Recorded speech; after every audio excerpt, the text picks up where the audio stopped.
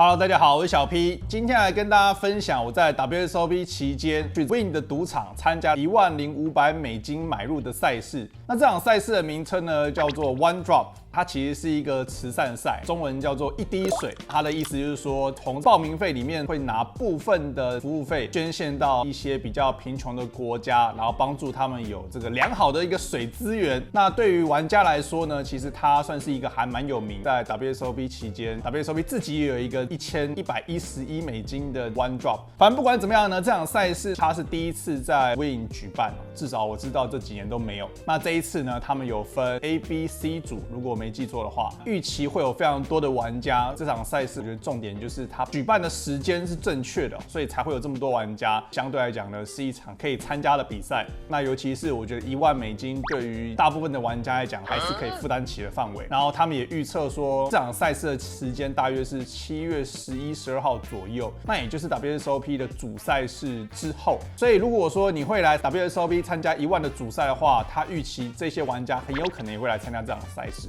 好，那这场赛事呢，我们一开始第一天的时候呢，跟大家分享一下遇到了几手牌。第一手牌呢是在1000、1500的盲注级别，然后是一个9人桌的状况。我在 UTG+2，我有47000的筹码量，我拿到了 AJ 不懂的话，带有一张梅花，选择加注到3000。Low 价位的玩家呢，这一个筹码量非常多的玩家，他选择跟注。翻牌是39Q， 2张梅花，底池1万。那我们说过了，我们在前位对上中位的跟注的话，我们翻牌的持续下注频率相对来说不会这么高。如果说我们下注的话，希望要有一些正门或者是后门的听牌，那我觉得比较直觉一点。如果说我有一张梅花的话呢，属于可以下注炸胡的手牌范围。当下呢，我选择下注4500 ，low 价位的玩家跟注。这个时候转牌是一张 K， 我可以过牌，我也可以下注。那我觉得下注的原因就是因为这张 K 其实对我们的范围里面我会有很多的 AK， 甚至是 KQ 两队。我觉得它也会有 KQ 两队，但它会不会有一些 KJ、K10呢？我觉得双方都会有。那我觉得两个都可以。反正当下我选择了过牌，他也选择过牌，那我觉得挺好的。合牌是一张 Q 叠牌 Q， 我觉得这个时候 AJ 应该是非常不适合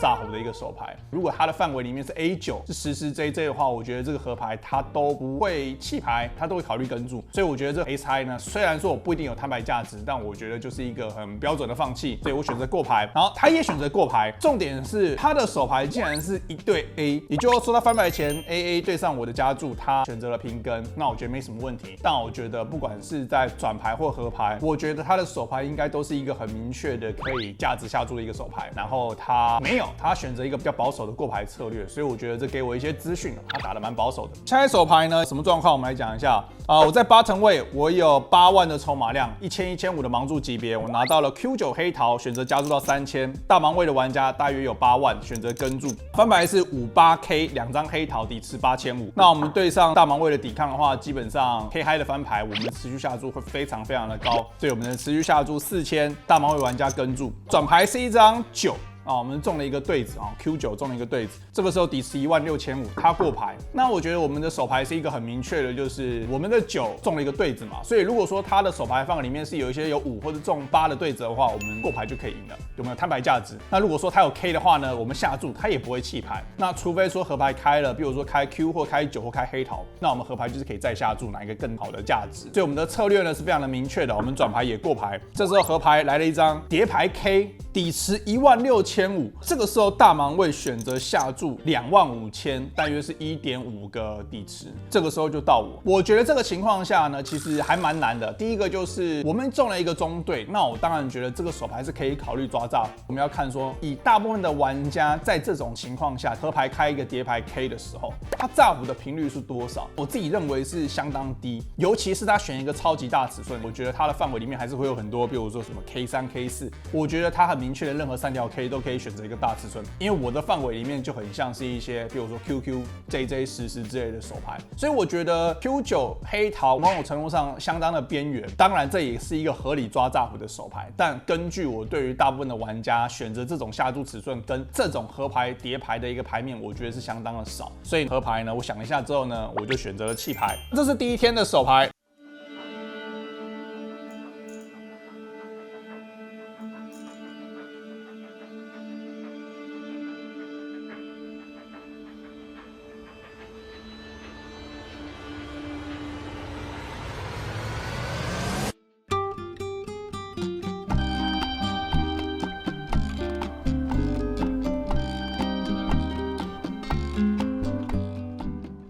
那接下来呢，我们讲一下第二天的状况。总玩家人数大约是1676位玩家，剩下大约是500多位玩家，210位玩家进入前圈。那当下的第一手牌盲注级别是1500、2500，那是一个8人桌的状况。这两位对手呢，分别是在 UTG 加1的玩家，这位对手他有20万的筹码量，选择加注到5000。8位的玩家也大约有20万的筹码量，选择跟注。这个时候我在大盲位，我只有92000，我拿到了1对3，当然就是一个很简单的跟注。翻牌是 JQ3 彩虹面，有一张梅花，底池19000。那我们选择过牌。翻牌前加注的玩家选择一个持续下注6500，然后8位的玩家选择跟注。那我们这边的话，以我的筹码量来讲，我觉得两个都可以。如果说我的筹码量很多的话，我觉得应该都是一个100%的加注。那不管怎么样，当下我的决定还是选择加注，原因是因为我就说了，这两位玩家其实在这个 QJ 的翻牌，他们有很多的，不管是顶对或者是10J、KJ， 甚至是很多双头顺的听牌。我觉得如果加注的话，他们都会跟注，是一个很好的状况，而且很简单嘛。我们有一个好牌，就是要有高几率去加注。当下呢，我选择加注到18000，然后 UTG 加1的玩家跟注，8位的玩家也跟注，所以是3人底池到转牌。然后转牌来了一张，我觉得不是很理想，但还可以接受一张牌，就是一张梅花10。如果说双方的范围里面，当然会有一些 AK 的范围，或者是中对、顶对带双头顺听牌，我觉得非常有可能 King Queen 黑10两对啊，90双头顺听牌都有转牌中了一个对子。所以我觉得在这个转牌，我蛮明确的知道说，我转牌继续下注，他们两位玩家至少有一位玩家跟注的几率是非常高的。所以呢，在转牌底池73000的情况下呢，我的1对3中3条的情况下，我剩下69000的筹码量，应该不会再选择什么半个底池下注嘛，我觉得就是直接 all in。然后这个时候呢 ，UTG 加1的玩家想了一下之后呢，他弃牌，然后8位的玩家想非常久，大约至少超过2-3分钟，那他还是选择跟注。当然我知道我一定赢嘛，所以两位玩家摊牌，他是 AQ 啊顶对，然后他就是只有剩下合牌开 K 的一个听牌，合牌开 K 他有个卡顺。这个时候呢，合牌来了一张叠牌 J， 所以我们很顺利呢，筹码翻倍啊，翻倍又多一点。接下来这手牌呢，我觉得也相当的精彩哦。这手牌是我们在刚刚那一桌，然后拆桌了之后呢，盲注级别来到了1500、3000。这个时候呢，是弃牌到我在小盲位，我有20万的筹码量，我选择了平跟 J3 黑桃。那我觉得 J3 黑桃就属于一个小盲位，不能够弃牌，可能低频率的加注，但是最主要原因是因为不够强，所以我们高频率的选择跟注。那大盲位的玩家呢，他选择加注到1万。小盲位平跟面对大盲位加注到1万的话，我觉得我们的手牌范围里面，什么样的手牌我会跟注？大部分的 A、K 的手牌的话，应该同花 K 都会跟注，然后不同花的 K 的话，可能是 K5以上，同花10的话，肯定要是15、14以上，同花 J 啊，同花 Q 应该都会跟注，所以我们的跟注范围非常的宽，这是单挑嘛。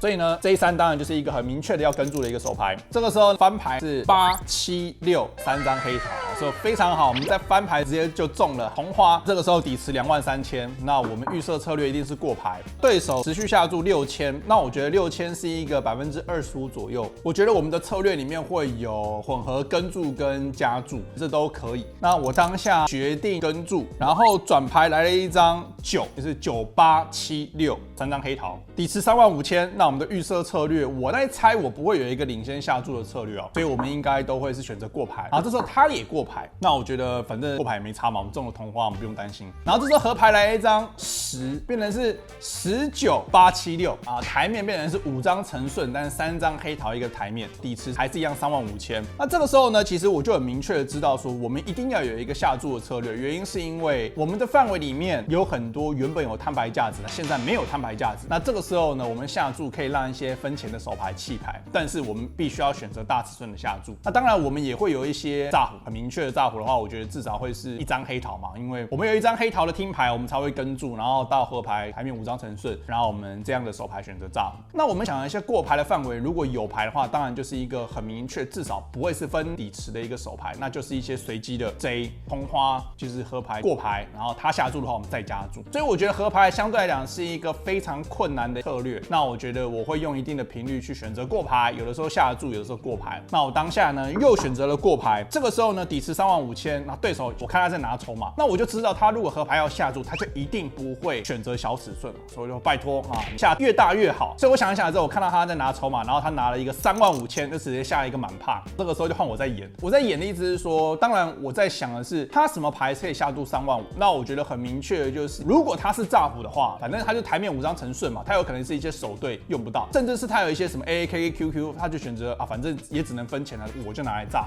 甚至是一些随机的牌嘛。当然他也会有一些有 J 的手牌，但这绝对是有机会的。所以呢，他这个时候如果选择下注的话，我就要想的是，如果他是炸服，他会跟到多大的一个加注？那我觉得这很看人，但我明确的知道他有 J， 或者是他会不会有更弱的同花？我在想应该是不会有，因为876更弱的同花我不知道，45黑桃是同花顺，应该是没有更弱的同花。当然会有一些我不知道随机的9叉黑桃或者是10叉黑桃，当然有机会。那我是 J3 黑桃嘛，我觉得我还赢一些同花，但是我还输一些 A 花、K 花跟 Q 花。虽然说这个同花组合都非常的少，而且占整体的范围比例非常的低，所以我当下是选择加注到10万。那我没有选择直接的 all in， 是因为如果他今天是一些 Q 花或者是9花、10花之类的手牌的话，我有机会是输的，但是我有希望更高的机会被一些更弱的同花给跟住。所以如果我今天是 A 花，我很有可能会直接 all in， 那我觉得这很明确，被所有更弱的同花跟住。相对来说 J 花的话，我觉得就是加一个10万，它有更高的几率跟他的顺子，然后更高的几率跟一些比我更弱的同花，这是一个比较好的状况。所以呢，相对来讲，我花一些时间稍微去想了一下我整体的范围、加注尺寸之后呢，大概想了1-2分钟，加注到10万。这个时候呢，换他在想，他想了其实没有很久，大概就是20-30秒，他就很快就跟注。那我不知道他跟注是指说我有过多的炸胡，他觉得很高的几率会分钱，还是说他有更好的顺子，比如说 J 的顺子，这都有机会。但因为我先开牌嘛，所以我看不到他的手牌，那遗憾的这手牌没有到摊牌，但是我赢下来一个非常大的底池。以上就是我们在$10,500买入的 One Drop 赛事第1集的手牌讲解。对于影片有任何问题的话，欢迎在下方留言发问。